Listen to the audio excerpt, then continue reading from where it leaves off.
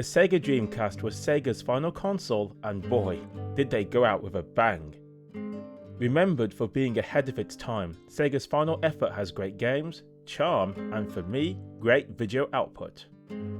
Using VGA cables, the Dreamcast could output 480p video, and using the OSSC to line double that to 960p, the visuals look sharp and excellent. These days, however, ReDream has taken over from real hardware, and from what I've heard, it's meant to be fantastic for Dreamcast emulation.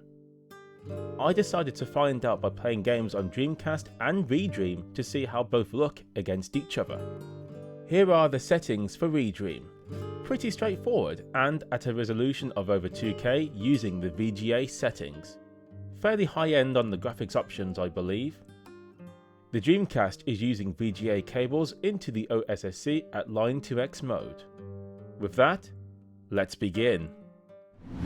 We'll start off with Virtua Fighter 3. This intro uses real-time graphics and the differences are noticeable from the off. Yes, the Dreamcast looks incredible, but ReDream takes the cake. In gameplay, the differences are apparent. Sharper, cleaner textures help out the game, and everything is so much clearer to the eye. I also argue the audio quality is better too, thanks to digital audio being used rather than analog audio. Hear for yourself.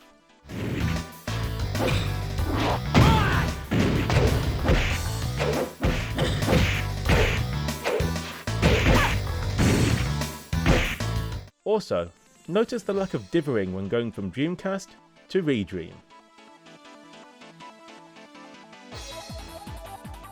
Sega Rally 2 is infamous among Dreamcast enthusiasts because of its compromised frame rate. It's also not the best looking game. Mind you, it's not too bad. However, ReDream fixes one problem, the frame rate. Whereas the Dreamcast stumbles between 30 and 60 frames per second, ReDream powers through at a constant 60. The improved visual fidelity is a nice bonus too, and makes this the game people always wanted on Dreamcast. Soulcalibur is a well-remembered title for the Dreamcast. It plays beautifully, looks incredible for an early title for the console, and it has so much to unlock as you play. As much as it stuns on Dreamcast, ReDream looks incredible. The visual upgrade is pretty stellar, and again, the audio is well improved, offering better clarity and less noise than real hardware.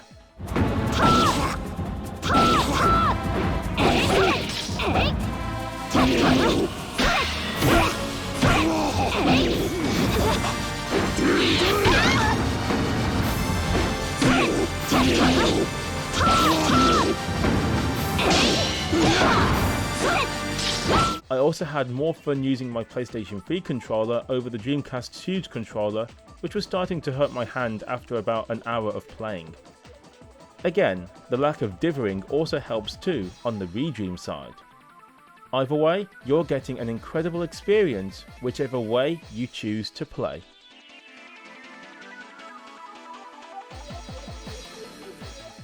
Street Fighter 3 Third Strike is incredible, and we should now see how ReDream handles 2D games.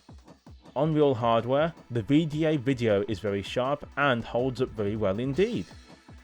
I love this game, and playing it at 960p via the OSSC is a sight to behold. ReDream is definitely a little bit sharper and bigger on the screen, but overall the differences are mostly minor. You'll get a clearer picture and slightly better audio quality, but it's not a dramatic change between the two. At least this means ReDream will hold up pretty well with 2D games, even if it can't exactly beat real hardware.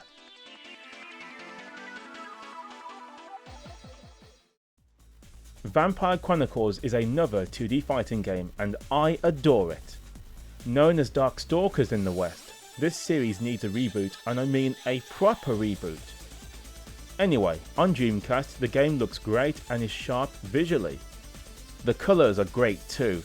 I always enjoyed that aspect of Darkstalker games. ReDream is slightly sharper, as expected, and has clearer audio. The text at the top here shows a clear difference, but overall, again, the upgrade is minor at best. At least, upscaling these elements don't result in a blurry experience.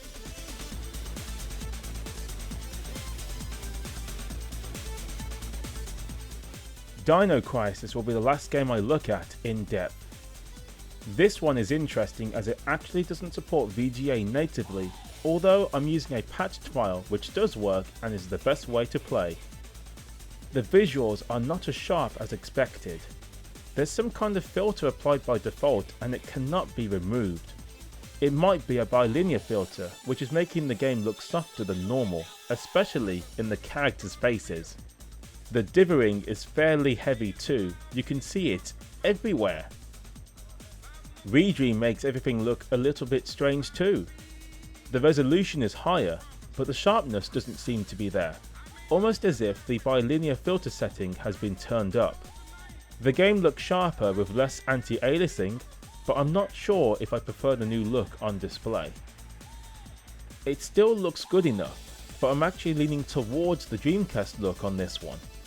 Right, here's the rest of the games I played for this episode. See how REDREAM and real hardware fare against each other, and also listen to the sound quality of both. Which one do you prefer?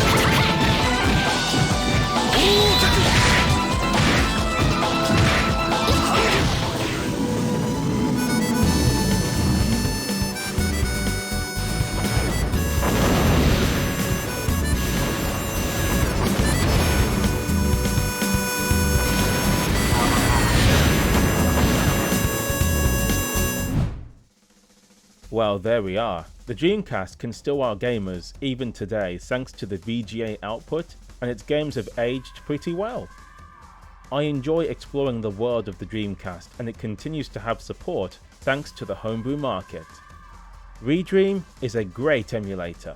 It makes playing Dreamcast games in high quality so very easy, and it's very well optimized across many different platforms. Although I used the Windows version for this video, it worked well on my M1 MacBook and my Samsung tablet. How about you? What did you folks think of the differences? Tell me in the comments, and hopefully I'll see you guys again soon.